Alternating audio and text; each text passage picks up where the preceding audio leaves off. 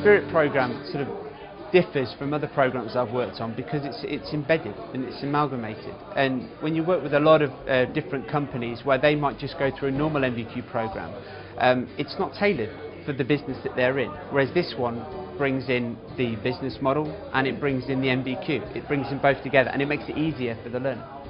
Totally different people, play on different strengths, and you know, they've all grabbed and taken it and run with it really.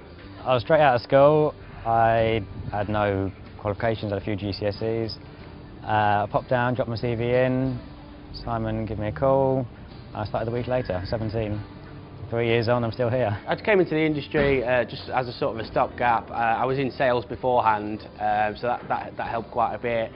Just came in as a sort of filler job and just fell in love with the trade, I suppose. It's just really great. Starting with this apprenticeship, but I can move up.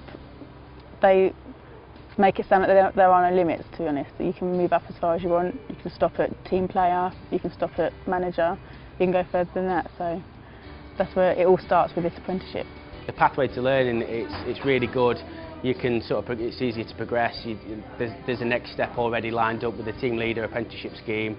I think when my manager mentioned the apprenticeship again, because I knew, like, I went home and I told my parents, oh, I'm going to be doing an apprenticeship.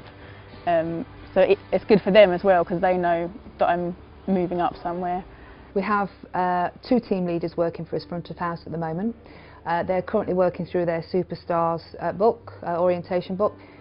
Already paid dividends, they've gone to local sites, had a look at other people's offers, looked at the level of service, proud to come back and say they weren't as busy as Julie, the service wasn't as great.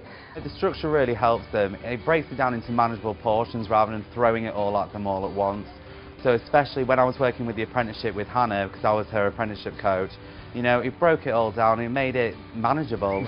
Biggest success story really here, I think, is George, who started here as a team player, completed his apprenticeship, and he's on the back of that really been promoted to kitchen manager. 4 months and I'm already on the stepping stones to work upwards, and for me that's a good heading. That's the best place to be heading forward.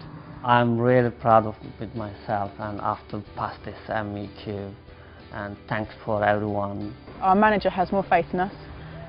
He knows where we're headed, what we want to do, but he also feels more comfortable leaving us with the guests and leading them through their journey. I haven't had to do anything else as a GM, and they've come to me and they've said, Brad, let's do this, let's do that, this is how we can improve that, and it's made my life much easier, which in turn would make the GM's life much easier and make everything better for the guests and for the business, you know, and make profit and make everybody's life much easier. So I would say, get your team on, and you would have a better backbone and people you can rely on, you know, for the future, and have a bit of a rest yourself, you know.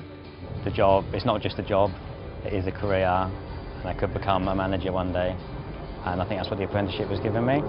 So important. I mean, it's the footsteps of how to get up there and do exactly what you want. So if there's a programme for that, that's fantastic.